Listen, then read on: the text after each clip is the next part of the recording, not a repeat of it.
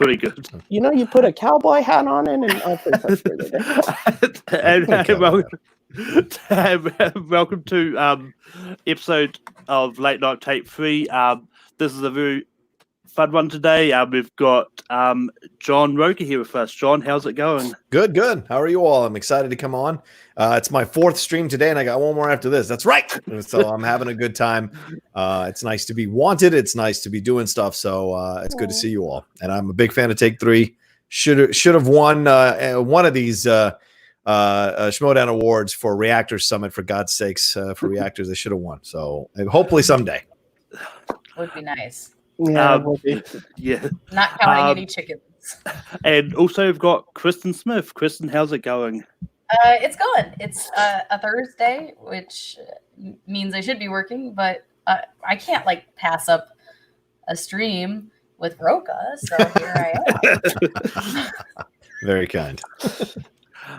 And last but not least, we've got Matt Kearns. Matt, how's it going? Was going well until John reminded us that we're just losers here. No, I was just saying. I want you guys to win. I voted for you guys. We know. We respect that, John. It's so nice. I'm glad I could be here. I was trying to earn my senior citizenship badge, which during quarantine is difficult, but now I have Kristen's grandfather on here, so Oh, who's you referencing? Me? Armageddon was on twice today. Where the hell were you, man? Working. Oh. What is your job? What do you do? What is your job during the quarantine? What are you doing? My job during the quarantine is my same job before, which is I work in the restaurant marketing industry. Oh. I am a social poster. I have multiple clients of which I do their social media posting. What? You handle the social media for clients? Yes, for restaurants and fascinating. It's the most boring ass job in the world. We ended up hiring a guy for the Cinephiles who's doing our social media. He does it in Australia for 7 different chains of restaurants or grocery stores. Well, whoever you guys got, he's doing great. I love it. I know. The interaction on that page is fantastic. Yeah, does he done ever really great. mix up posts? So he'll post on the Cinephiles about your mozzarella sticks, and people are real confused. No, but he did, and I will not say this in a negative way because he's been great for us, but he did tag William Shatner when he shouldn't have tagged William Shatner on one of our Cinephile shorts, and we were kind of talking about his marriage. Well, little did we know that William listened to the first couple of minutes and then blocked me and Steve on Twitter. Oh, no. You cannot even imagine what it's like to be blocked by your hero, I was William Shatner. Knowing how you feel about Shatner. Yeah, it broke me. I was mad for 2 weeks at the guy. I was so mad at him. Everybody watching, tweet at William Shatner. Yeah, please. John, please. John. He didn't block Mance, of course, because that's political. That's career-wise. Is my best friend. Exactly. Would he block me? With me, it was easy. So it sucks. Don't worry, I'll just clip out the part of your top 10 Star Trek movies where you talk about how great Star Trek 5 is. He'll probably unblock you. But yeah, so we got John on here because I didn't realize until John dropped it in the comments of CUA feed that it's been 5 years since Top 10 first started. Crazy, but just for those that don't know, how did Top 10 get started, John?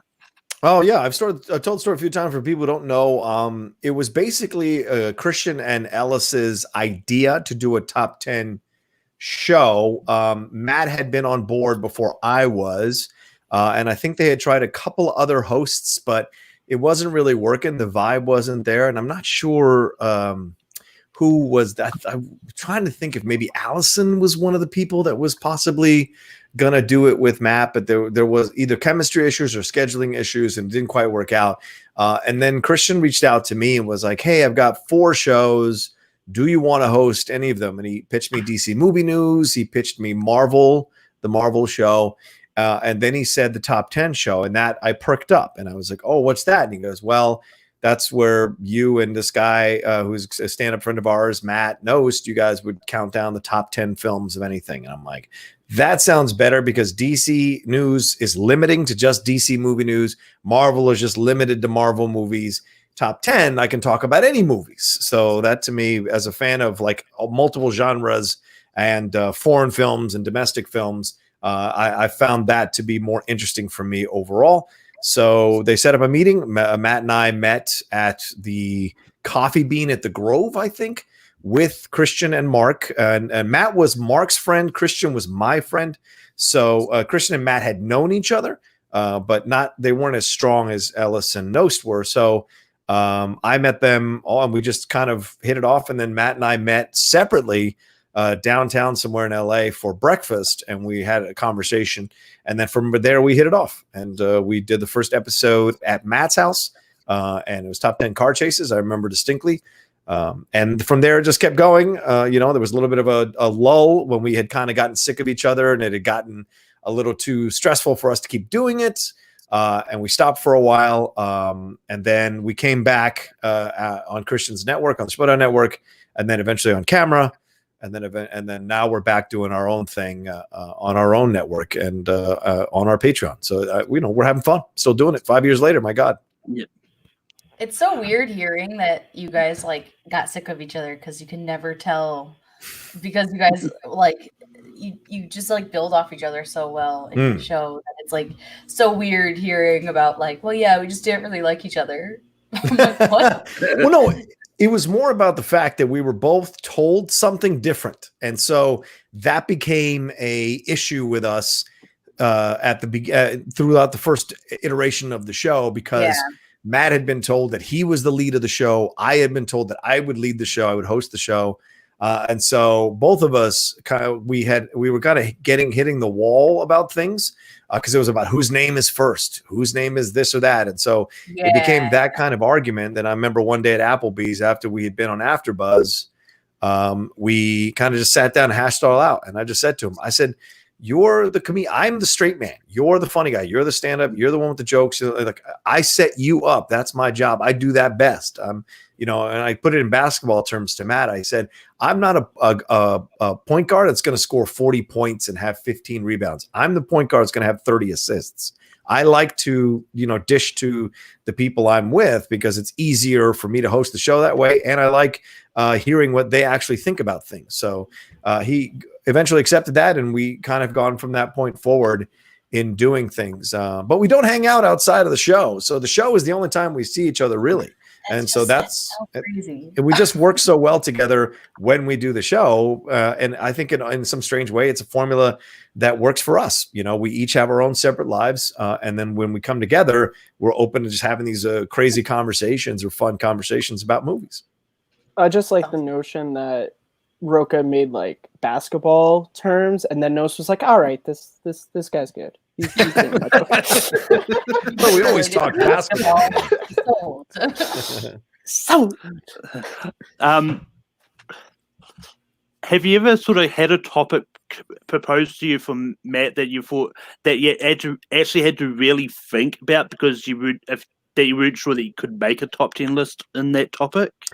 Oh, yeah. There have been many topics where we both kind of thrown back and forth at each other. Because, after 5 years, you start to wonder if there's even more to talk about. And it's been funny over the last few weeks because I was worried about the show, to be honest with you. Recently, I just thinking, well, maybe we should just ditch the top 10s and just have us shooting the shit for an hour and a half because people love our tangents. They love our chemistry. That's really what they tune in for.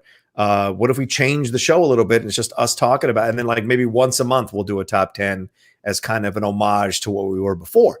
And so there was some conversation about that, but it's been funny because the last few weeks we've kind of found new topics that we hadn't tackled before that introduced new movies. So that we haven't talked about on the show. So that has kind of like reawoken my desire to keep doing it because I had kind of hit that wall, was burning out a little bit because we were talking about the same movies over and over and over again on the same lists or different lists rather, but the same movies. And so it was becoming to me like rote. And I thought the fans maybe weren't 100%, kind of dialed into it as much as they were before because we were talking about the same stuff. So I felt like we needed to do something to spice it up a little bit. And it just happened to work out casually that it did, So the last couple of months have been fun, doing the shows and counting down the list. But yeah, there's definitely times where Matt pitches something and I'm like, I can't get to more than 6 or 7, or I pitch something to Matt and Matt's like, I can't get past 5 or 8.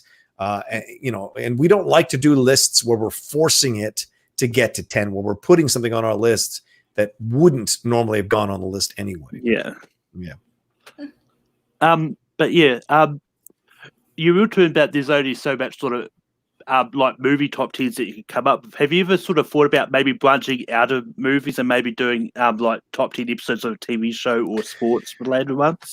Yeah, sure. But we work so hard already with the movies, watching so many movies for our lists, to be able to put them on lists. If we start adding TV shows to the situation, or something that we don't easily or readily have accessible to us, then it becomes a situation where I feel like it's more work, because you can't just pick out a random TV show if you haven't watched the series. I feel like maybe with Seinfeld or the sitcoms, but with the drama shows, it's really tough to just pick out an episode and get the complexity and the context of everything going in the episode if you haven't watched the whole series.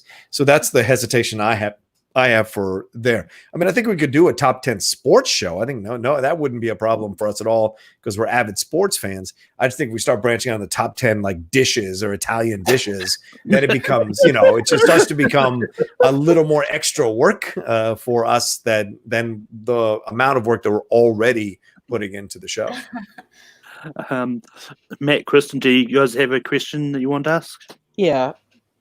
Who do you think you are? What gives you the right? No, that's a little office for you. And then I just have a rock that says "suck on this." No. So top 10. Is there ever a time like it? Can you remember? Because I know you've been doing your show for 5 years. There ever been an episode to where you really wanted a movie to be like in the top 3?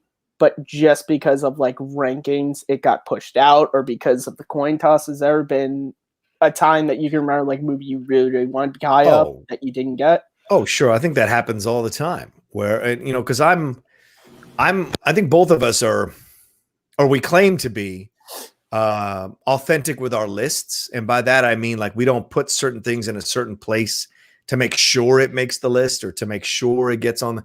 I like to think that both of us kind of like compose our top 10 lists authentically, so that whatever ends up on the list at the end ends up on the list at the end. And both of us have taken losses. Both of us have been like, oh, we really wanted that film to make it onto the final list, and it hasn't. So it's gone both ways. And I bet both of us think the other one has gotten their way more than the the other one. Like I think Matt's gotten his way more than I have. Matt probably thinks I've gotten my way more than he has. So it's that kind of thing that is always there with our lists and when we combine them at the end of the show.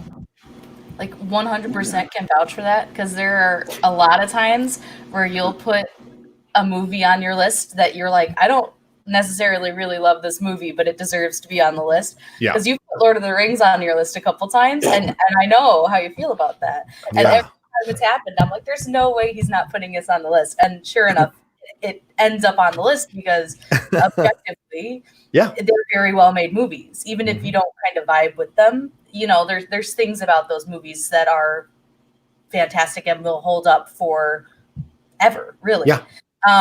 Which I really appreciate about you guys, because there's no like pettiness of making your lists. It's something that with other people, like I watch a lot of like, content to make sure I keep myself like really fresh on like what movies are out and what I'm not seeing and stuff. So there's like a lot of list shows going on, and a lot of them, it feels really petty where they put stuff. Like they'll say this movie belongs in like the worst of the year. And I'm like, really? It does? Because it wasn't that bad. But, you guys never really do that. So it's something I like about the show. It may be the reason why we haven't blown up as much as we'd like to have blown up, because we don't do that kind of jazz. And other podcasts that are more popular or have more views or more subscribers do. And maybe that's on purpose. But then that's fine, but then you're not an authentic show, in my opinion. Right. You're just a show hunting for clicks or hunting for likes. Or and I think it would hurt how genuine the show feels if you were just trying to do it for clicks or whatever. And Yeah. and the fan base you have, like the people who are really listening to it, like they've grown to know who you guys are through the show. So if all of a sudden you were like, this belongs here because blah blah, people would be like, wait a second. Yeah. We know what you thought about that movie like 3 months ago because it was Right. on this list and blah blah, so it's it's definitely, the show is one of the better podcasts in general that I listen to. And I always like when people are like, I need a recommendation, I'm like, you should listen to this one because it's like funny and you learn. I mean, when I first started like watching schmoes and stuff, I would like listen to top 10 just to get an idea of like what new movies should I be watching. Like if I'm not familiar with like you guys did a list like crime boss movies or something 4 years ago. And I remember watching it because I was like, what movies should I be watching from this genre? Because I had seen the big ones. Right. But like I wanted to know if there were things that I was missing. And I got like 4 recommendations from it and went and watched them like right away. So it's like stuff like that makes the show so good. Yeah.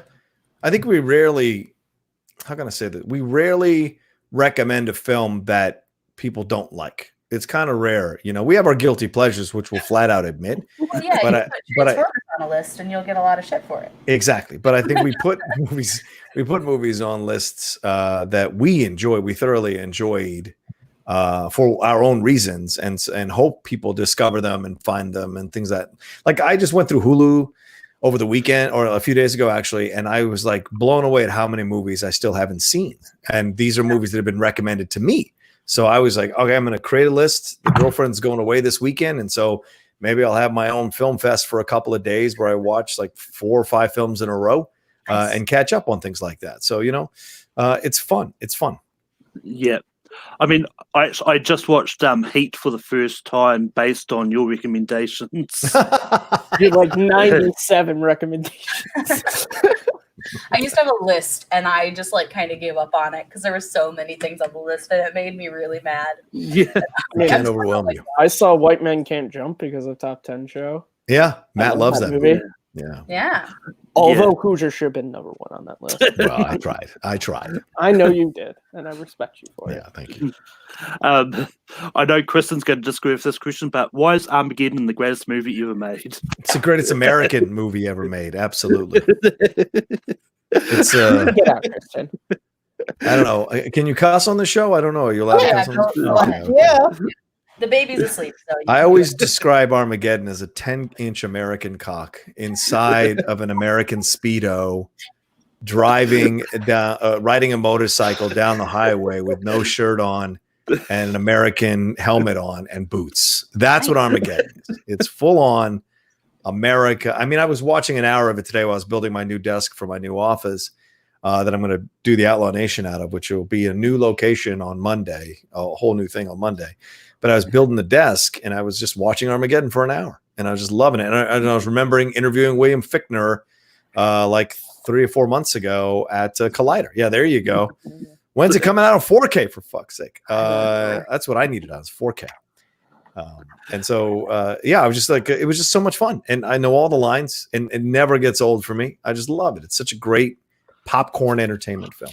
Oh, I know all the lines too, but for a reason I don't want to remember from this channel. Jeff did a live stream once on our Facebook page reading the script. I did a one-man version of Armageddon. Oh my God. Gave up. Yeah. I'm like, because it was just like me and I think Jen Keb. Yeah, it was Jen Keb. Well, the original notion of it was for charity. I thought I would do it. I thought because it was a whole thing and no one was watching nor donating, and I started to lose my voice because I kid you not, I committed. I was doing all the inflections, all the characters. Yeah. I sang a little bit of I Don't Want to Miss a Thing for the scene between Gracie and AJ. Yeah. And then at a certain point, it was just like, I'm losing my voice. Am I going to lose my voice? I think I'm the first person who ever did a charity stream on YouTube who didn't make any money. Well, the thing is, you gotta know your audience, man. You gotta pick and choose, and you gotta find good actors. Thought I did. You gotta find good actors who can read the scripts and actually bring it to life. So, I mean, I understand, Matt. It's a tough situation. You have not heard my Russian. Because it could be about 60-30, no more like 70-30 maybe. Yeah. I am a real astronaut. See, I'm ready to leave the stream now. It's like so bad. Apparently I wasn't the only one who didn't listen to your Russian from what you just said. Nobody did.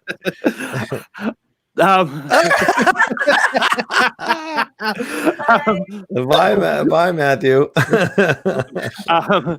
But anyway, to veer away from the top 10 show for a bit, I've got a few questions from other people want to know is but what is we all know you're a big fan of wrestling, but favorite pro wrestling match from any like ever?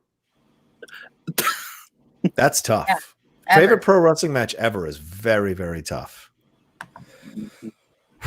Wow, that's tough. Probably, to be honest with you, not because of quality, right? But because of spectacle.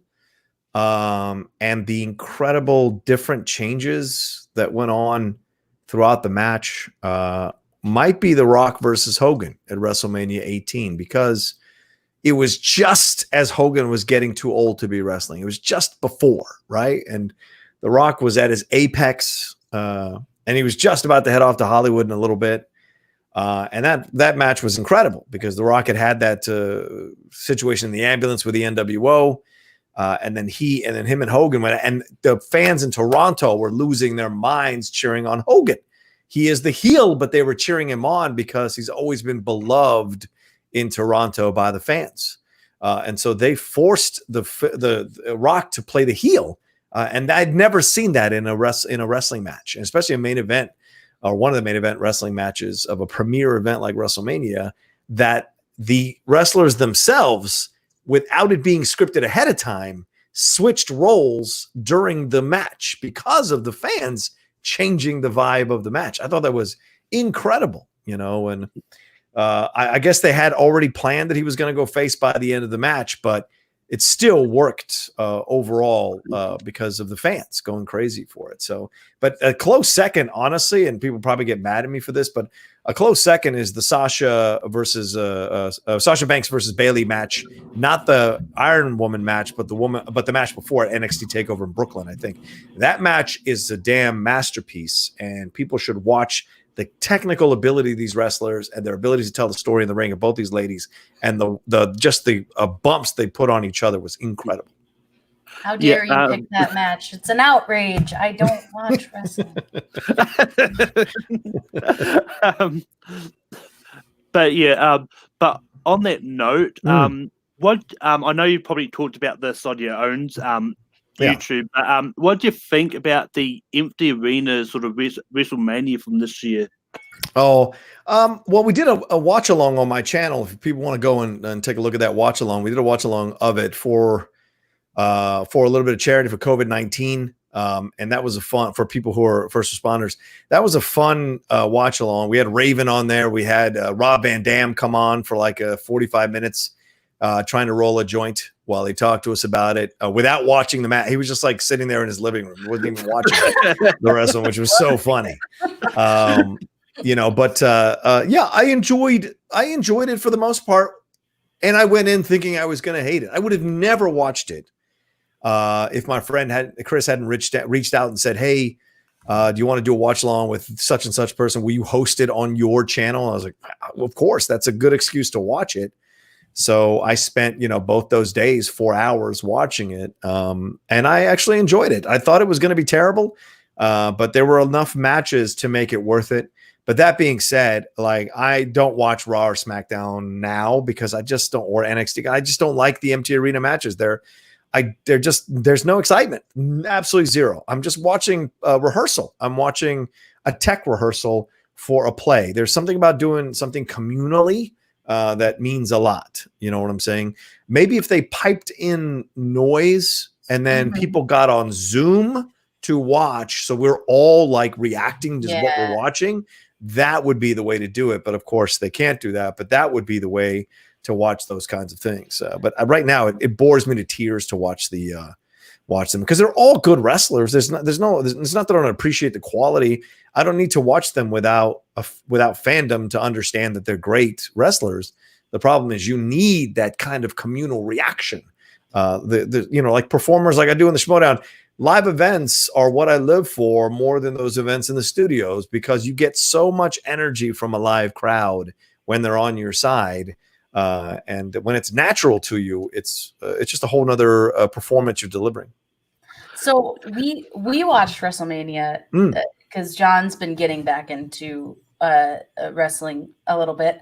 Cool. And I, as someone who has never really watched it before, really liked the ones where they made it like outside, like they filmed it ahead of time, kind of like, so the Undertaker match was really super enjoyable. But the ones where they were like in like the ring and it was just them and like they could hear like the announcers talking. It was so unnatural. And I was like, I might have liked it if it had been like the real thing, but because that was like my first experience, I was like, I don't know. I know it's weird. It's very weird. It was probably the bad time to decide, okay, I'll sit and watch this with you. Because it wasn't like the same, you know? Yeah. If they did more like what you saw on Undertaker AJ, that's essentially that was so cool. Right. The Boneyard match. It's essentially unfair because Undertaker is magic. Like you can't just bring magic to a wrestle match. That's just not fair. Right. Well, it's like Lucha Underground. all of Lucha Underground stuff was all Lucha Underground stuff was shot ahead of time. So if they wanted to do matches like that would be interesting. I bet money in the corporate, whatever it's going to be called, Money in the Building or whatever it's going to be called. That is going to be a filmed thing. I would be surprised if it's live, because so many different things have to go right. And already there's that one person who lobbied a anonymous complaint that they weren't allowed to, or they're being told not to complain if they have a coronavirus that came out yesterday. Wow. Of course, WWE is denying it, saying that no, it's not true. But this guy this person is whistleblowing about the situation, and WWE is denying it. So it's no surprise. You have these people falling all over each other, sweating. You don't know what they're doing outside of the ring when they go home or when they go to a Ralph's or wherever. You don't know if they're exposing themselves because maybe they're self-destructive or they don't care about themselves. I mean, it's not like really level-headed people become wrestlers. I'm not saying across the board it's everyone who's got issues. I'm saying there are enough that it could affect your health down the road if someone's careless. Because I mean, I totally appreciate what WWE are trying to do by just keeping some sort of entertainment going. Right. But I mean, it's one of those ones where you've got to wonder, there's got to be a point where you've got to wonder if even their figures, like, is it even worth it? Is like all that as well. Yeah, I think so. And it's not noble what they're doing. They're trying to stay alive as a business, and that's why. And it's good to have, and their friend is Ron DeSantis, who's the Republican governor, and gave them that. And of course, Linda McMahon served on the Small Business Administration for Trump, so it's very much the fix is in situation where they deemed it an essential business. There is no reason professional wrestling should be deemed an essential business in any way, shape, or form. Not it's at all. ridiculous. Not at all. There's enough. enough. I think even wrestling fans are like, we don't really need to see these matches right now. Right. Yeah. I mean, you could watch hours upon hours of wrestling that you've missed without having to watch anything shows. live. There's shows that play like at my gym, and I'm like, what is this? Is this like third tier matches? And it totally is. It's like fourth tier matches that like mean nothing. Yeah. Yeah. But to move away from this, one of the other questions that we got in was, who do you think should be the next James Bond? Whew. That is a great question. I don't care what they say. I think you should go with a woman. I think it'd be very interesting to see a female James Bond. There's a lot of really good young British actresses who kick ass at that role. And a Jane Bond wouldn't be a negative. I think in our time, in our culture, And yeah, the nerds would flip out and blah, blah, blah, blah, blah. Who cares? And the fossils would get upset about it. Who cares? Because I'm looking at the box office of just about every female-led sci-fi or superhero movie, aside from Birds of Prey, over the last few years, has done very, very well. So the minority that's crying about it is irrelevant because this is a business. Film is a business, and they're making money doing this because the public overall is ready to see it. And the minority that cries about it is not stopping the majority from going to see these films over and over and over again, you know? And so to me, I think I'd love to see a Jane Bond and kind of turn it on its head where she's using dudes. She's sexually, kind of turning it on its head. And so that like men are looking at this going, wow, watching a woman kind of use dudes and throw them away or get them killed because they slept with her. Would be a nice twist for the James Bond or Jane Bond side of things. That'd be very interesting. There's a lot of strong Scottish, Irish, English actresses that you could turn to who I've watched on multiple shows on British television that would be successful doing it. And people who want to throw Doctor Who in my face, that's not the same thing because it's not her fault. It's not her fault. Writing. No, material is terrible. Script. It's like the worst episode. Yeah. Yeah. Oh, it's worse than some of like the originals. I like the originals are cheesy, and that's part of their charm. But like, oh man, when people try to tell me that this Doctor Who, this iteration is better than the Capaldi stuff, I go insane because I know the Capaldi stuff wasn't the easiest to get on board with in the first season. But eventually he found his way in the second and third season, and especially with Bill. That season is one of the best seasons I've ever seen of Doctor Who. Is him and Bill. They were fantastic together. And heartbreaking as well. And that Christmas one was phenomenal. So we got kicked off because of the first Capaldi season. And I love Capaldi. Like I was so excited when he was cast. Right. And then that first season just like drained me. And it did because there's no chemistry. Yeah. Between him and she didn't want him to be Capaldi. No, it's very clear. Not at all. Yeah. It's very clear. Yeah. Yeah. She wanted some young guy who she could buy about. I mean, whatever. It's fine. But I didn't really. She got her series. She got Victoria. Anyway. So. Yeah, exactly. Yeah. She got Victoria. She got her series. She got out there. Yeah. He still has one of the greatest Doctor Who like speeches when he's I'm paraphrasing, but when he's like, and when they're all gone, what are we gonna do with the people like you? I'm just like, yes.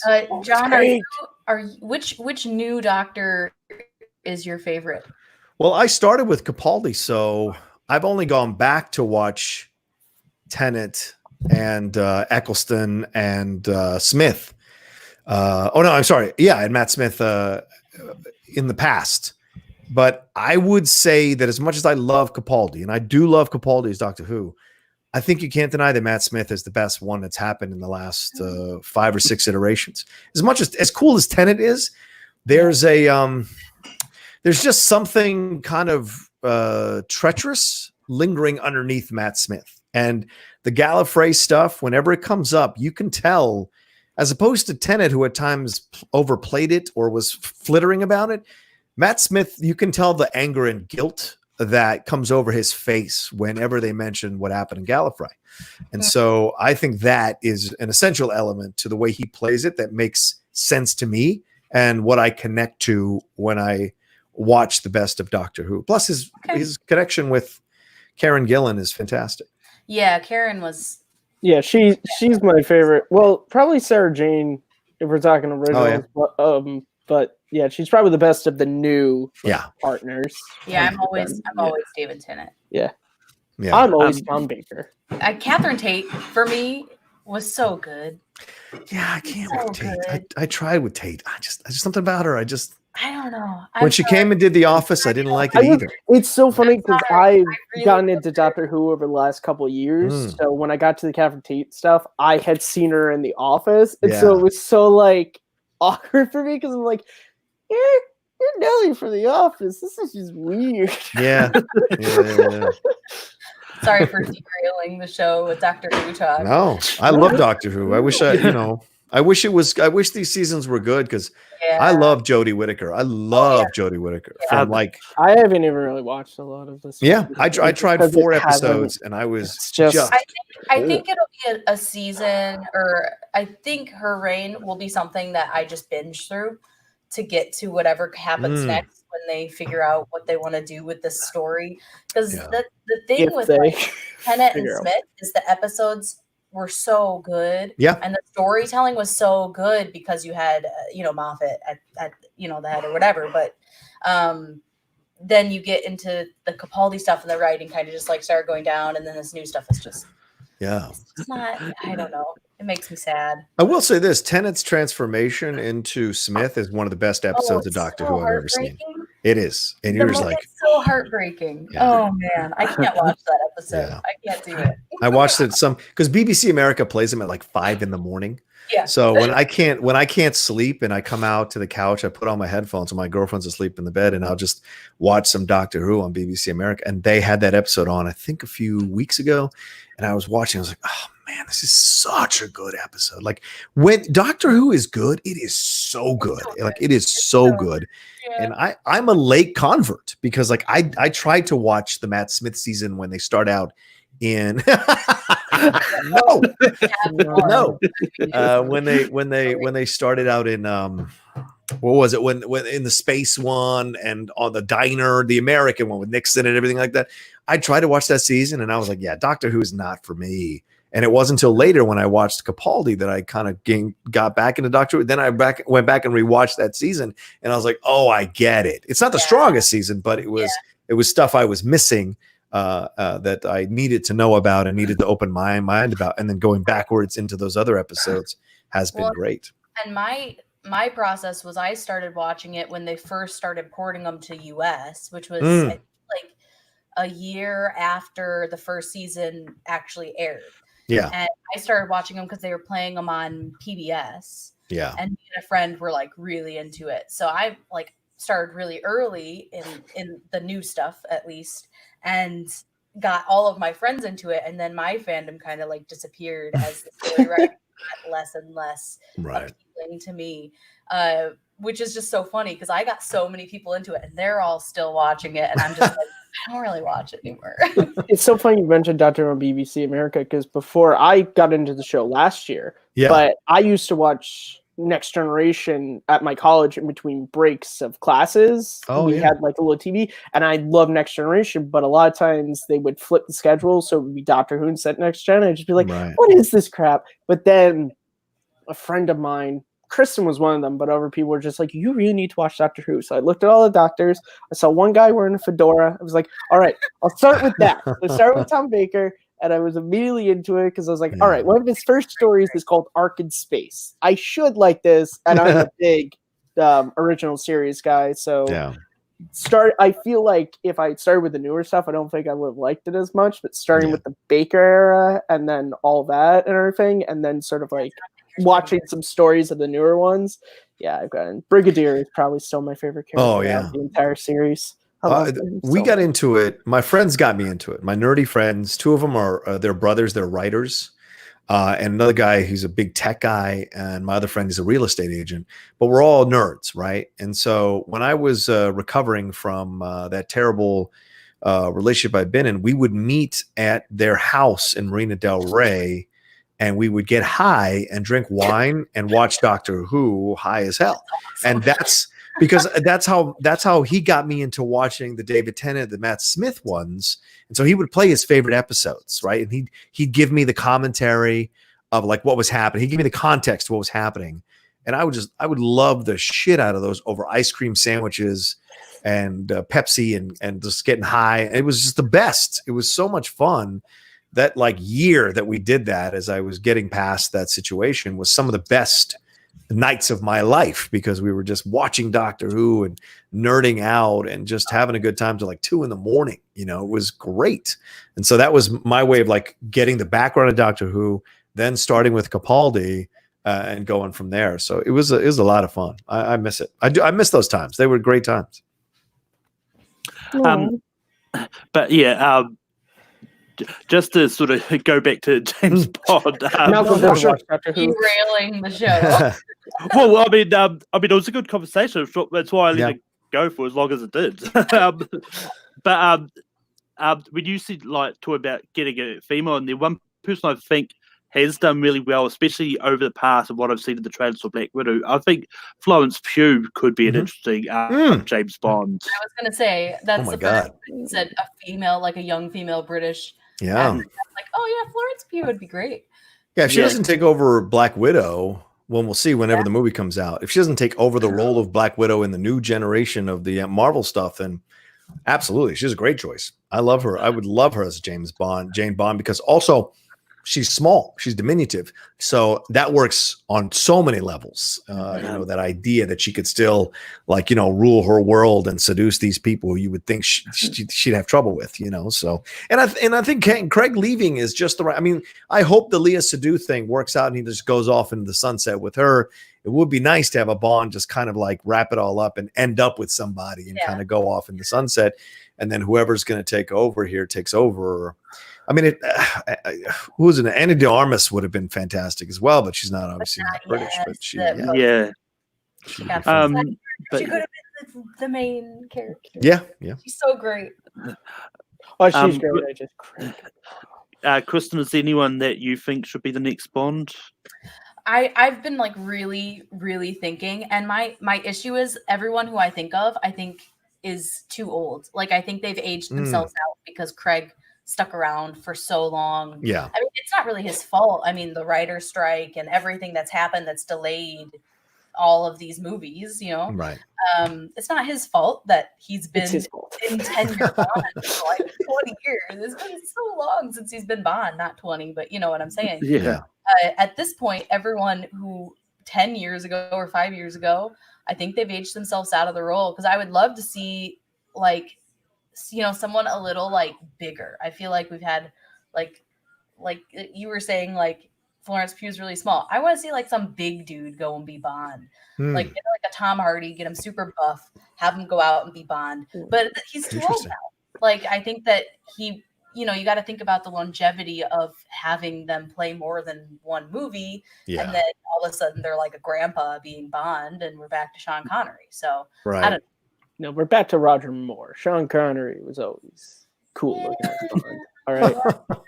I'm not going to have you besmirch Sean Connery. You know my takes on I know your takes. I know your takes very well. So Matt, is anyone you think you would like to see as Bond?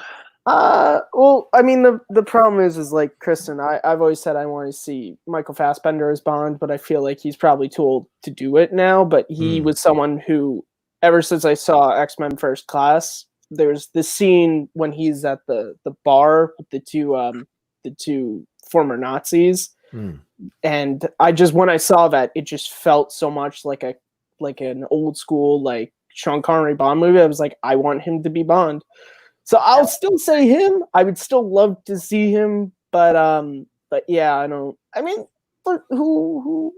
I mean, I think the cool thing about Bond is it's the type of thing of who really was Daniel Craig and Timothy Dalton, Pierce Brosnan before they got brought in. So you can find an actor who's been doing, TV or theater or something, and that's just a great, or a female, like John said. I think there's a lot of precedent in this day and age for that to be great. And are people going to bitch and complain about it? Yeah, of course, but they'll bitch and complain about who's ever Bond, man, woman, white, black, Asian. They'll bitch about everything because that's what the internet does. It never ends. Daniel Kaluuya would be pretty cool. I'm sorry? Daniel Kaluuya. Oh yeah. I thought you were saying Daniel Craig. I was like, you want another one? I mean, I love Daniel Craig Bond, so but no, I think he's because he can do the action stuff because he's been in Black Panther and he's got the acting chops, right? So I think he could be a good. If they were looking for someone young, I think that would be if I had to pick. Yeah, I say let's get an infant and let's do Baby Bond. Let's do a preschool. He's in preschool. So you want Kara to be the next Bond? Yes. Put on a British accent. Yes. I do like this. A lot of people have mentioned James Norton, who I just finished watching for a couple of seasons or 3 seasons on the show called Happy Valley that's on Netflix, a British show set in Yorkshire. And he was he was the lead in Grantchester. And he's just got this kind of strong look to him. So it could be interesting. It could be a muscular Bond in that way. And he's younger than Daniel Craig, and he's blonde. So it could work. He's pretty damn dapper too. So and he's not that well known. John, they're not supposed to be blonde. No. What's wrong with Daniel Craig? That's true. The That's dumbest true. thing I've ever Somebody will people say that. complain Yeah. about. Like, That's what they complained about when Craig I was know. cast. Yeah. Come on. No, but if you haven't seen Happy Valley, this guy is like chilling in the show. Awesome. Yeah.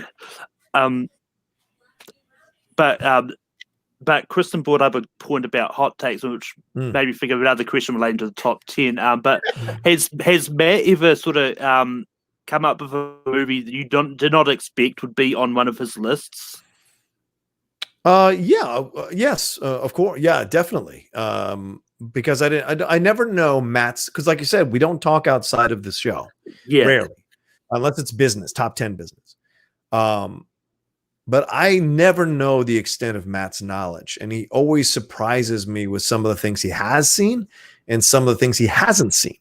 So it's always interesting when a film that I enjoyed or I liked or I put on my list that I didn't know if he would be, if I didn't even think it would be on his list or thought it'd be a long shot to be on his list, shows up on his list. Then and I think you can hear it when you watch the show when I'm like almost overjoyed that it shows up on his list, because that means it has a chance of making the final list. And so, yeah, there are moments where I don't think I've ever surprised Matt, but Matt has surprised me for sure. And that doesn't mean because I think Matt has unlimited. It's quite the opposite. It's more like I don't know what he's watched, so it's always fascinating to me what he's watched. So it's interesting. Yeah. Kristen, do you have any sort of questions you want to ask? Yeah. Are there any topics that you wish you could do but have been turned down by next? Yeah. Musicals. There's ones musicals is one I've been dying for you guys to do. That and like I would love for you guys to be able to do like a horror movie list. And I know that was something that was hard for you because you just weren't really into it, but then you started studying. So I'm wondering if for Halloween we'll get a chance to have that kind of list, because I want to hear your guys' take on it. We have done Halloween episodes. I mean, but like it. Yeah, I know you're right. I want more like a broad, because there's so much good film and horror nowadays that I feel like there's so much untapped potential. And you're talking about how the show started feeling more stale, but I feel like there's a lot of topics that you guys don't touch because they're just not in your wheelhouse. Like musicals haven't really been touched, and that's really no one's fault. But I'm a musical person. Yeah, Matt's not a musicals guy, but I think when we were putting together this last list, top 10 movies based on plays, he asked me, he said, do musicals count? And I was like, no, we should save that. Yes. For like In the Heights or something, or when a musical comes. When In the Heights is going to come out. Yeah, right, exactly. So, we'll come out whenever that comes out, or whenever something comes out like that makes next sense. Year I'll watch your show about musicals. Yeah, exactly. Because I'm dying to do a show about musicals. The top 10. You're doing a show with Video Drew now, right? Yeah, we'll see. I don't know. To be honest with you, it's weird because I know we want to do a show, but Video wants me to come up with it, me to build it, me to construct it, and then she can shine. And I don't. That sounds very much like her personality. Well, see, that's the thing. And I love Drew. I really get to know her and enjoy her. But I think, how can I say this correctly? I think she's just trying to look for a way to establish herself as quickly as possible, and she's trying to do all these shows with people so she can establish herself quickly as possible. But for me, I'm like, I do so much already that if you want to do a show, you've got to come up with a concept and pitch it to me, and so that I can do it. The problem is I don't want to just be on a stream with her for 2 hours talking about whatever. Right. And I've tried to encourage her to create, and to her credit, like on the second show, we had a bit more of a construct and a rundown, and because I said to her, "You've got to come up with it. You come up with it." And so that's what she did come up with a bunch of topics, but we only got to like 3 out of the 9 of them that we wanted to talk about, because the fans come in, it becomes a whole thing. And Drew has her own personality and approach to things, which I totally respect. And certainly a lot of people enjoy. And we do have good chemistry when we do a show together. I just don't think I'm in the position 100% to do the right show with her. If I was single, right, and I could get drunk on a Friday night until 11 or 12 o'clock at night, no problem. But to me, that's 2 hours I'm not spending with my girlfriend on a Friday night. And I would rather do that, to be honest with you. So that's I don't understand that at all. Right. That's the approach I go with. So I think Video Drew is great. I think at some point it'll occur to us what kind of show to do. We kicked around a musical show. She's But got some great musical takes. Yeah, she does. But then really she's going on PJ show. She's going on the other show. So it's like, and then tomorrow, I know we're supposed to do tomorrow. We're not going to be able to do the show tomorrow. I got asked to be part of a documentary as a critic. Oh, wow. So I'm going to be, so that's pretty cool. I'm going to get interviewed by them tomorrow. So I won't be able to do our show. Yeah. So unless we do it later, and we'll see, it all depends. But like, it's just weird. I would like to do the show with her. I just don't think I'm in the life space right now to do the show that I think would be the best show for us to do. Yeah. And that's hard for me because Lord knows I don't like turning down shows. You're a very busy person. Yes. And I like being challenged by new shows. I like wondering if I can, succeed with these shows. So, but maybe we'll turn it into a Patreon show. Because I've got to start doing more shows on Patreon. I realize as my numbers have dropped a little bit because people are gravitating to other patrons because they have shows. So I need to develop shows for patron that are patron only, and honestly, the isolation, all the COVID stuff, I think people are starting to be really like, I'm gonna have to start dropping some stuff, and I might take my money down for you because I tested your base levels and then never changed my but no, I think it's just people are being more choosy about who they can help out right now, and I don't think it's anything against you personally, right? Right. So but I mean, the amounts haven't dropped, but the people have, the number of people have dropped. Yeah. So to me, I'm like, I got to do something more to encourage people to want to spend their dollar on my content. And I've been focusing on my YouTube channel so much that I haven't been bringing as much effort to the Patreon, and now doing these hangouts has been so much fun with everybody who shows up, and the ball busting we do, and the conversations we have and the hot takes we go over. I like that. So it's like, okay, well, now I have to start developing shows for the patrons so that people are like, oh, I want to see what this is all about, and have them available at a certain tier. But of course, having the Schmodown and SCN Live have 2 Patreons, that's really tough too, because then hard. Everyone's biting off the same apple, and everyone wants to kind of have more. So I've been looking at how do I branch out past this audience. That's my goal next. Is how do I get past this audience? I know wrestling is really tight knit in terms of podcasting. I think everyone's got like their go-tos already, but that's such a good untapped market in terms of like this group of people, because you're very knowledgeable about that. And then you also have like League you could do stuff on, which I know you were trying to do with like Collider. I see there's definitely a lot of like venues where you could branch out into. Yeah, I just have to develop the shows, and that's on me. And maybe next week is like really just sitting down and or this weekend is just sitting down and hammering out, because they're not going to be like long shows. They're going to be 15 to 20-minute shows. People don't want, like the Relist or the Topic Thunder, like a 25-minute show twice a week, 2 different shows, 25 minutes. People would enjoy that. One of the ones I want to do is Criterion Corner, where I break down one Criterion film, every other week, and suggest it or recommend it to you, and give my review of it. That's a possibility. The other one, one of the guys suggested on the stream last night, said, why don't you do a series where you explain the history of a genre and then mention and then like bring up the films as examples? And I'm like, oh, that's actually a really damn good idea. So those kinds of things, so I like it. Yeah. I just got to be more aggressive about it. Yeah. and I mean, like one show I'd love to see you do is in that same vein of the genre thing, but I'd love to see you break down Western movies because they're movies I'd love to have seen more.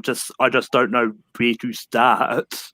Yeah, I'll be honest with you. That's something it came up last night. It came up in the stream with Dan, where someone asked us, would either of us write a book? You know, like Ken has, and Jason Inman has, and Alicia Malone has, and Dan was like, yeah, I'd probably look at a book about the film, but it's like I don't have enough time right now. But sure, and in my head, I was like, yeah, maybe I should write a Westerns book, like maybe just kind of exploring the genre, exploring the history of it, maybe kind of getting a chance to interview some people for it. Could be fun. So and the Outlaw, I could just literally put the Outlaw John Rocha as the author would be mind blowing to me. So I mean, to be able to do that would be fun because there may not be a genre I love more than the Western genre, and it would be fun to explore its history and hopefully not just say the stuff that's already been said in other books. So hopefully find a way to make it consumable and interesting and fun. And help people revisit certain films they may not have in the past or before. Matt, do you have any questions you want to ask? Not really top 10 related, but of course, because there's a number of podcasts that John does on a weekly basis that I'm a little bit more a fan of. I do love, but do you know like far out the schedule Cinephiles? Because I've been loving the episodes you guys have been doing so far. You're doing my favorite sports movie, which I loved part 1 of Field of Dreams. Can't wait for part 2. Is there anything special coming down the pike? Yeah, there are a few things. We are 5 movies ahead right now. So, which has really helped because breaking up these films into 2 parts has really helped editing wise for Steve as well. And I feel like we're having more interesting conversations with these films lately that are fun to enjoy for us. And they're leading to longer episodes, but people have been really enjoying the episodes a lot over the last few weeks. So that's been fun. I mean, Spartacus was one of my favorite things we've done in a while. And we just did, what did we just do? Is Hunt for Red October, has that come out yet? Did that one come out already? Yeah, Hunt for Red October came out already. Okay. So then Field of Dreams is done. And I think we've got like 4 or 5 movies that are in the pipeline that we already recorded. So that'll be coming soon. We just did Chariots of Fire, which is the 1981 film that I love to pieces. That's a great movie. Yeah. I have never watched so it. good. Never seen it. You got to see it. So I know. It's like beat Raiders, so it's just understated. It's such a good. It's not like an in your face like blah movie, right? Like it's just an understated, like really beautiful movie, like great soundtrack too. Yeah. Oh man. Yeah, I can't think of offhand what's one because we recorded so many over the last. Because we were doing, I think we've been recording twice a week to try to get ahead a little bit so that Steve has a little bit of a break and I get to have a little bit of. If I say 1 week, I don't feel like doing it because I'm so busy this week. Can we just take a week off? It allows us to have a little bit of leverage and time, and we're about to adjust our patron tiers as well because we're about to offer a bit more stuff to people. So we're adjusting the amounts and hopefully attracting more people with the more content we're going to be able to deliver. We had a big powwow, the 4 of us, our patron guy, Alexakos, and then our social media guy, and then me and Steve. We just hammered out some new tiers. So hopefully, and we're going to announce those in June, and hopefully those will be things that people are excited about and will jump aboard to support the show. It's a damn good show. We just, for whatever reason, we just can't see that organic break to jump on a network. Like we can't seem to find the network to put it on. And we've come close a couple times on some different networks, but it's always fallen through. So we're just trying to figure out what to do with it. I share that show. I like Chris has said about top 10. Anytime anyone says anything, top 10 is always. I mean, you probably see I tag you and Steve on Twitter all the time on those threads. And the 2-parters. I'm always the longer Cinephile. Whenever I see on Friday, when I see like a really like a 2-hour episode, I go. I'm always ready. I listen to you guys at work, and it's so fun. Man, the longer the better. That's how I used to be with the sports podcast. I go, oh, 3 hours? Love it. Well, that's one of my favorite things. One of my favorite things he did is Hoosiers, which the sole reason I ever saw that movie is because of Cinephiles. And I love the fact that at a certain point you say, like, oh, a sports movie should never be longer than a sports game itself. And Steve was like, yeah, well, you know, some episodes we draw longer than this. I'm like, this is far longer than Hoosiers. That's true. It's true. Yeah, we just did 300. That's a film we just did. So look for that one coming soon too. Awesome. Yeah. The last question I have before, because I believe you have to head off. I do. Shortly. I do. Thank you. How are you finding dealing with running your YouTube channel and all the other podcasts? Like, how are you finding the time? Well, because I'm home, and I'm very lucky that the response has been positive from a lot of people who are in this community.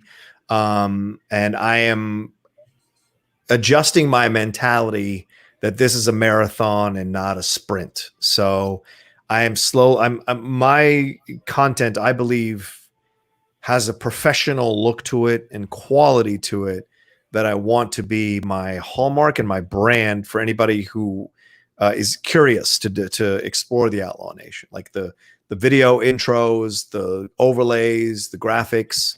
I want people to feel like it's a legitimate channel and outlet. So it's been a lot of hard work and it's been exhausting. And there are days where I'm just like laying on the couch and I'm just wrecked because I work so hard at it, because I never turn the brain on. I'm more exhausted now than I ever was doing Collider and my podcasts as well, because I'm constantly thinking of the channel. I'm constantly thinking of what new content I can put up there that people want to enjoy. And then I'm constantly worried that a certain video doesn't get as many views as I was hoping, and another video out of nowhere gets like a bunch of views, and you can't figure out what the algorithm is. You don't know what it is.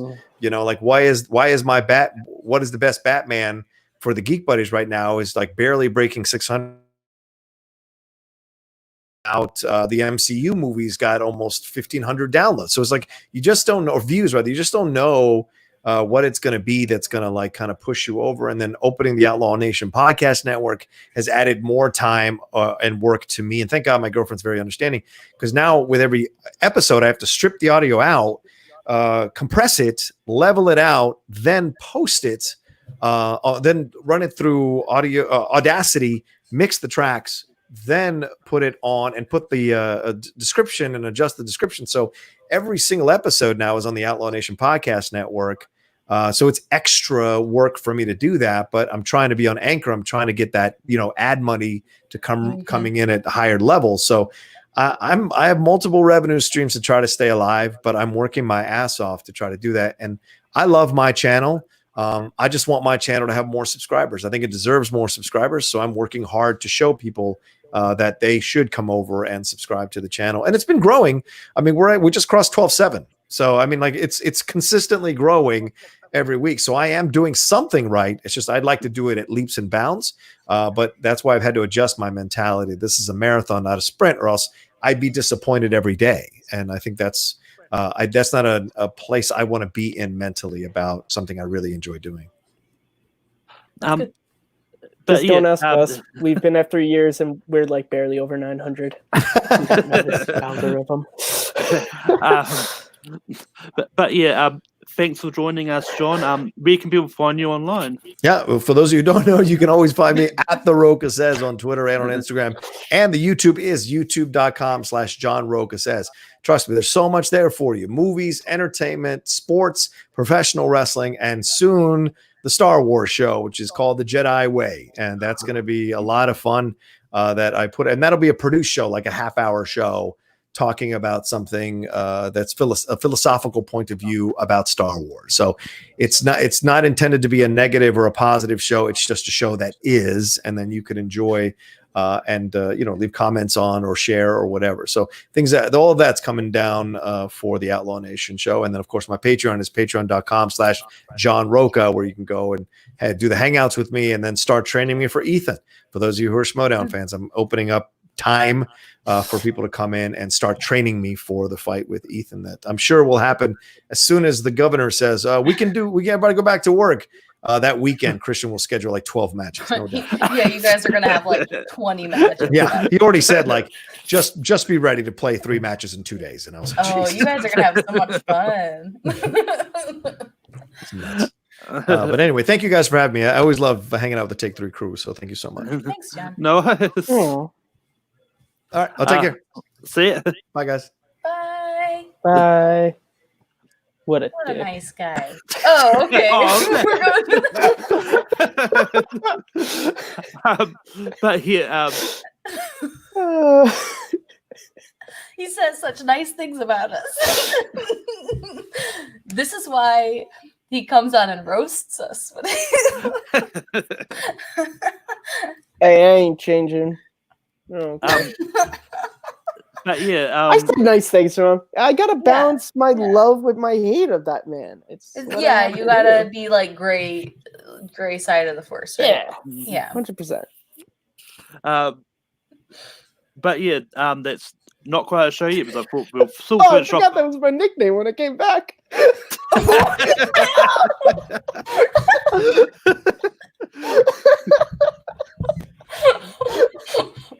Yeah, hate to see it.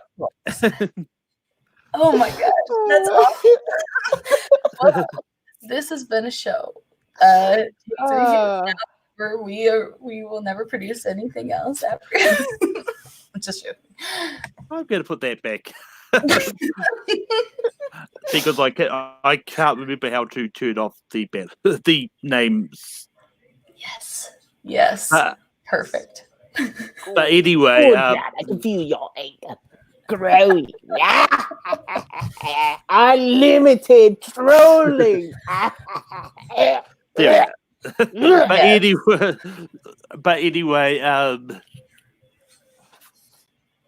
we go. Where do we We're go? going to finish 6 off degrees of Kevin Bacon. with a game, Oh, good.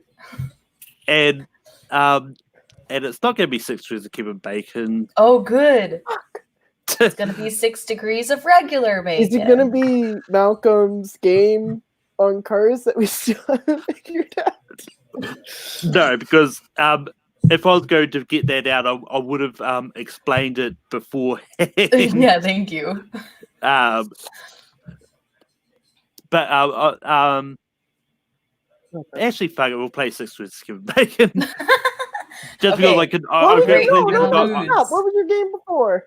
Yeah, what was your game? game? I was going to do shenanigans, but then I've completely forgot how that works. Yes. Oh, yeah. By the way, people, for those who came in late, the reason for my nickname was because I was trying to bond with John over a shared favorite film of ours, and John was just mean to me. So that was where the nickname came from. Because that's what happened. You try to be nice to John, and I was, and he was just mean to me. John, I'm going to show my mom this video, and she's going to have some choice words with Mr. Rocha. So, yeah. I'm sorry. I get that man money on 3 different Patreons. His own, Cinephiles, and Top 10. But Matt, you don't have to show your mum anything. She's on screen with us. Hi. Hi, son. No, I'm talking about my real one that didn't leave me in Burbank. Why don't you go back to get Kara? Have her show everyone how she says clock. But anyway, That's not my fault. But anyway, because I No, the you explanation. bring her on these streams. Can I just stop for a second, Malcolm, before we start? You ever see? I was watching older episodes of The Simpsons. There's a great one, Lisa's First Word, and the opening is they're trying to get Maggie to speak, and like Marge is like, Kitty. Homer's like, Daddy, and then Bart's just like, shove it. I'm like, oh, that's Kara with her family, and then with us. Okay. Look at that little. But anyway, because I'm bound to butcher the explanation of how to play the game, as I always do. Matt, how does 6 degrees of Kevin Bacon work? So, how 6 degrees of Kevin Bacon works is not like 6 degrees of Kevin Bacon really works in the real world, but on Take 3, how it works is I will say the name of an actor who was in a movie with another actor. Then Malcolm will say that actor was in a movie with another actor, to which Kristen will then say, and it'll keep going. Now, how Kevin Bacon works into it. If you were able to find a connection to Kevin Bacon, you and yourself a lifeline, or I don't know, just like it pretty much if you were not able to come up with a movie or an actor, instead of being out, you would be in. So, yep. Franchise rule is in effect. What that means, if I was to say Ewan McGregor was in Star Wars Episode 2 Attack of the Clones with Samuel L. Jackson, no more Star Wars movies can be played. Now, we are kind to the MCU in this regard. That only applies to trilogies. So you can only say that Tom Hiddleston was in Thor The Dark World with Natalie Portman, no more Thor movies. But the Avengers movies, Iron Man, Captain America, those would all still be in play. Why? Because, well, Stan the Man Lee. That's why. That's my Trilogies, so we could do Guardians twice. So you could do, no, well, that's a franchise. So you can only said do one of the Guardian trilogies. films. I was using that. Why, you know, I can't wait to play this game with you, Kristen. I know I'm I'm not going good at these games. My brain does not like fire off the information that quickly. I need like many minutes. Kristen, see, this is why you need to sit in a room with a lot of posters surrounding you. No, I have one poster. It's Interstellar, and that's it. No, Well, I've got all the ones behind me, but you can't see those. it's not us But- seeing them, it's you. Well, I can't see any of them. That's the only one I can see is right there. but the order's going to be Matt, Kristen, then me. So Matt, kick us off. Oh. Alright, let's see. There's so many different films you could possibly do.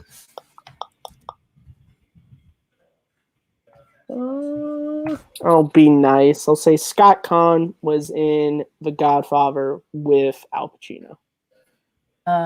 What is okay? I gotta think of a good one. I gotta think of a really good one. James I don't- Conn, by the way. I'm so sorry. Yeah, I was James gonna say Conn. who's Scott? James Conn? Who's Scott Scott? Conn's his son. Who's- I'm so sorry. Who's Scott Conn? His son. Is he really? Yeah, no, if you've ever seen the new Hawaii Five-0, Dano is Scott Conn, who is James Conn's son. Which is Okay. why James Conn guest starred on an episode of that show. Interesting. Yeah. I like have a lot of like ones in my head. I guess It's great, Kristen. Just save one. Al Pacino. He's in so many freaking movies. Wow. He was in Heat, and he was in Heat with John Voight. Let's get Oh, come on. I did the lips.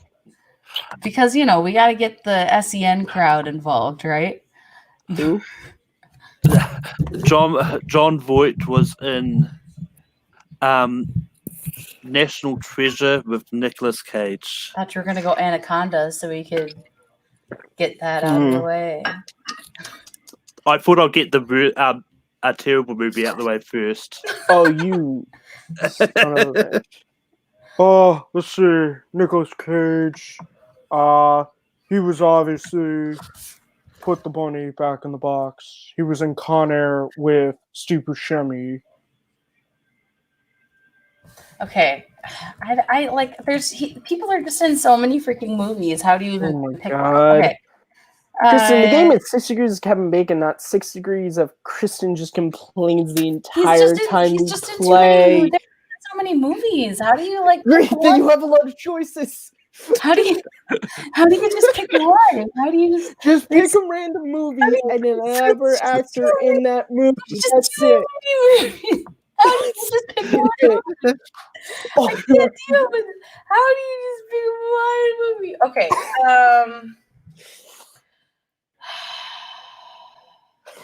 God. Okay, well, he was in Reservoir Dogs with Harvey Keitel. There you go. God damn it. There's just too many movies. I feel like it's a really simple game. You just make it way more difficult. No, because then as soon as you say someone's name, like you say Steve Buscemi in it, and then like 20 movies pop in my head, and then I gotta think of one movie. Guys, Kristen has to think. It's How it's dare it's- we? too Ha- much. Harvey Keitel was in the piano with Anna Paquin. Anna Paquin.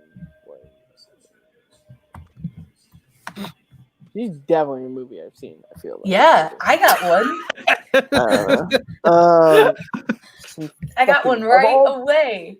Oh, you did? Yeah, Aw, this is that's like the great. only Oh, time. Kristen, I got like a ton of movies. How in many my movies are head, in your head right now, and Matthew? I just a lot of movies. I just don't know if Anna Paquin's in any of them. All right, fuck you, Malcolm. That means I'm out, Kristen. Oh, X-Men. yeah, X-Men with Hugh Jackman. Or any of the other people who were in X-Men. You could even include Days of Future Past, the Rogue cut. And then you can include all of the other X-Men. I'm applauding you guys. There you go. I'm applauding you guys. This is my Thursday night. This is what you remember when John was talking about, like, spending time with his girlfriend. This is what I choose to do. This is what I choose to do with my nights. I choose to be here to just get harassed. I mean, yeah, that makes sense to me. Which means it's down to me and Kristen. You can start fresh. Oh gosh, I don't need to. Okay. Oh my God, she can choose any movie she wants. I know you guys are asking me too much. Guys, look, on this YouTube channel that is mostly specifically about movies, we're literally asking you, Kristen, to right now just make up movies. Yeah, seriously. Okay, so Tom Hanks was in That Thing You Do with Steve Zahn. That's a name. That's a name I know from somewhere. I think he's been in a few movies. He has been in just a couple. Yeah, are the police on the way then? I could have switched it and been nicer, but I want to win one round. Steve Zahn was in Sahara with Matthew McConaughey. I forgot about the Matthew McConaughey. Damn. All right. Damn. Oh, I can use my Interstellar poster. Matthew McConaughey was in Interstellar, my one poster with Michael Caine. Michael Caine was in Austin Powers Gold member with Britney Spears. Oh no!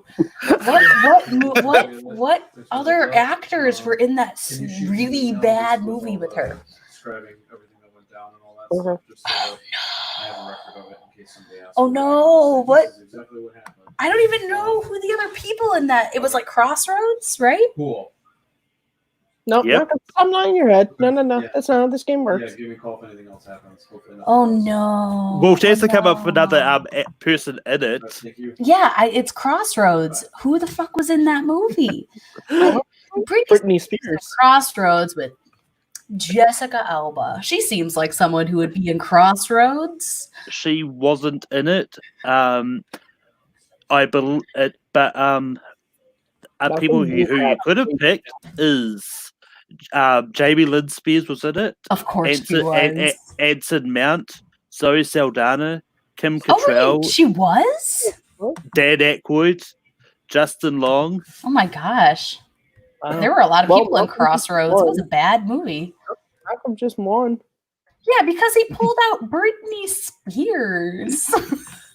And that is 6 degrees of difference. I mean, you led me into you got me a chance to get that to that Michael Caine.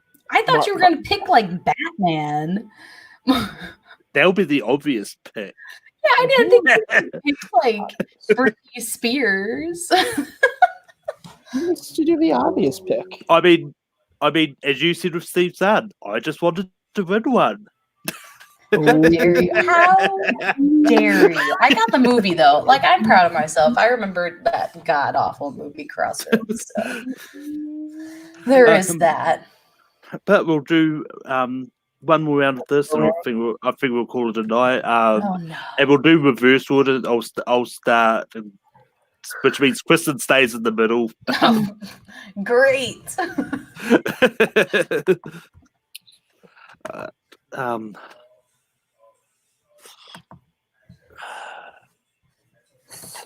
Lily James.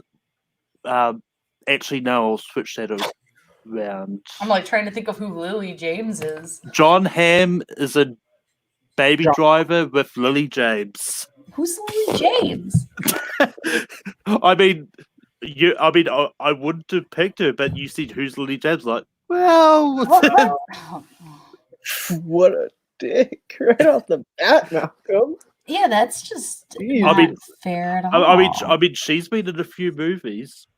She's been in a few movies. And if I could give She's hints, I would.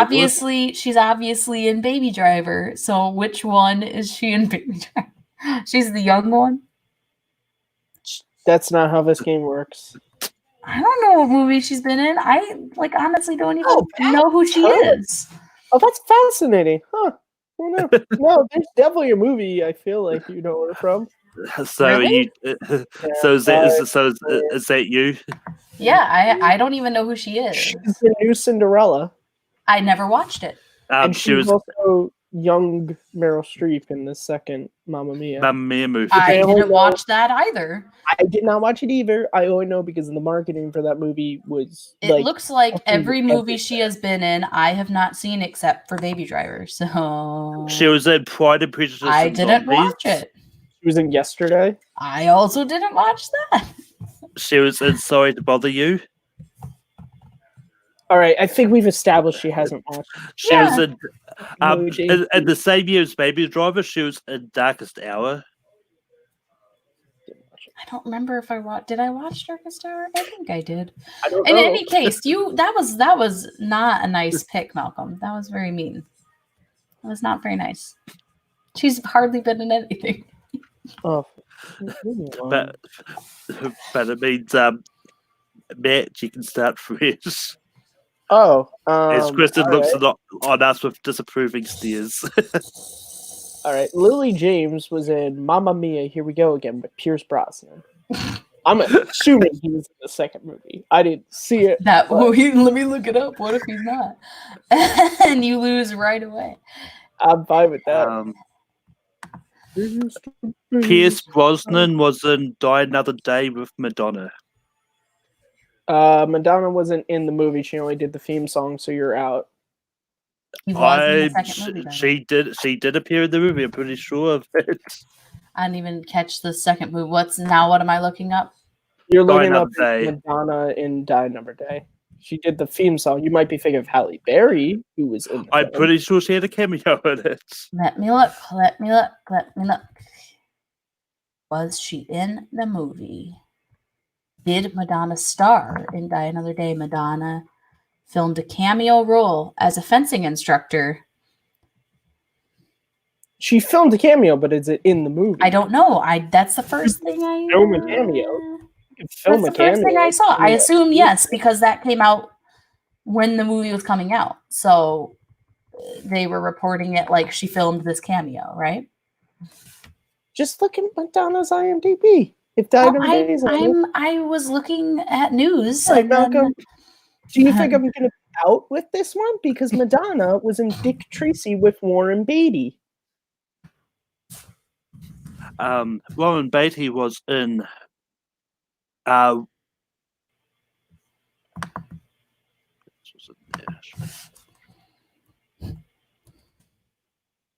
Warren Beatty was in Bonnie and Clyde with Faye Dunaway.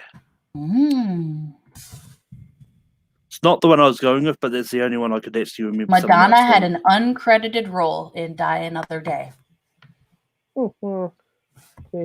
just so you know. I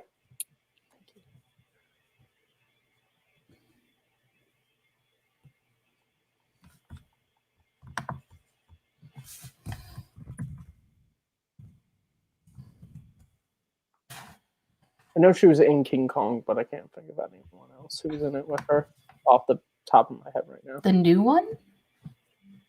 Which one? Which The King new- Kong? I don't. Great, Malcolm. You know what? This is what Malcolm does. The I'm done Peter with it. Jackson King Kong? The 76 King Kong she was in. See, if I remembered it was the 76 one, then I would have been able to have been like, oh, well, obviously. Actually, maybe not. No, it wasn't the 76 one because I'm still I'm That still was- salty about that was Lily a good James. I'm not gonna lie. actress. I think she was in. I don't know. Whatever. Malcolm won regardless. If she's Yeah, in. Malcolm started out the game with someone who's been in like 2 movies. That's more He important was too. meant to go like long, but Malcolm tonight decided he just didn't want to do that. Yeah, normally you start out with a softball, and then you started it out with. And then we get harder and harder, but then Malcolm just decided, no. Well, I didn't. I mean, admittedly, the Britney Spears one I did was was a deep cut. I didn't think That was Lily a kill James was going to be shot, that not- hard. No, you were right. No She one was in the seen 76 Crossroads King and Kong. wants to remember it. You watch it once, and then you have to purge it from your brain because it was so bad. See, if I would have remembered it was the 76 King Kong, then I would have been able to have been like Jeff Bridges, obviously. But Oh yeah, I couldn't obviously. remember which one because there have been multiple King Kongs, and I could not remember. Yeah. Well, because Uh, I thought Bonnie and Clyde. The reason why I didn't think it was her because I knew the actress who was in that movie. That was like her first big role, and I, for whatever reason, thought that Bonnie and Clyde was much earlier. So I was like, oh no, then it couldn't have been Faye Dunaway in that one, but I was mistaken. the other movie I was thinking of with Ron Beatty was Rules Don't Apply, but I remembered I couldn't actually remember who else was in there. Whatever. Well, this is how it ends. Malcolm wins 2 matches in a row that were under They were 15 minutes. fixed. It was he's the host and he won. Seems likely. Whatever. I definitely would have won if I had Is gotten anyone past even watching Lily this anymore? James. What? I have a legitimate question about that. Is anyone even watching this at this point? No, it's just They me. all bounced and Rocha left. Yeah, Aw. there's other Well, streams going on. I don't blame them. There's a lot of content. I mean, apparently there's still 2 people watching us. I mean, they're not. One of them is me. I think the other one is me. Yeah. We um, have 8 likes though. Hey, we have 8 likes. Check that out. but anyway, We are liked by so many people. that does bring us to the end of the show. It was super fun. I won 6 squares of Kevin Bacon for once. Kristen, where can people find you online? I guess you can find me watching all of Lily James's filmography. It'll only take me like a couple hours. No, you can find me Twitter, Instagram, and Stardust. Even though I don't post anything on Stardust, maybe I'll post all of my Lily James movie reviews on Stardust. It'll be longer than how many movies she's been in. Smith_K10. You're not gonna live this down. Yes. How did you? I'm sorry. I'm sure she's fine. She's very she's a blank slate in every role that I remember her in. So I'm sure she's nice. Yeah, you can find me Smith_K10, the number, not the word. You can also find me right here on Take 3, doing things, reactions every once in a while, the summit when I don't get completely consumed in work. And I think I'm going to be on PJ Campbell Network for Family Game Night. When apparently we're going to have Tom Dagnino on, but I don't believe that's happening until it happens. So that's on Saturday. Matt, where can people find you online? You guys, as always, can find me at Kearns_Mapping on Twitter, Shit Talking John Rocha. You guys can also find me on YouTube at MattMovie611. WordPress is the same. And right here as the host of Second Look, new episode still in the work on the unofficial Superman trilogy of Man of Steel, BVS, and Justice League. You can also find me earlier this week on Full Metal Trivia. I competed in Full Metal Random, the Mighty Ducks, which was a great match against RJ, and I'll be on Rankum.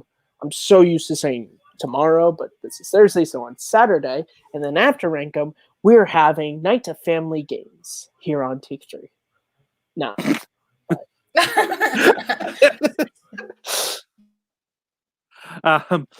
But as always, you can find me hosting Rankum every Saturday night as Matt said, the topic is going to be action movies from the 2000s. I did not say that. I said I was going to be on Rickham. I never mentioned what the topic was.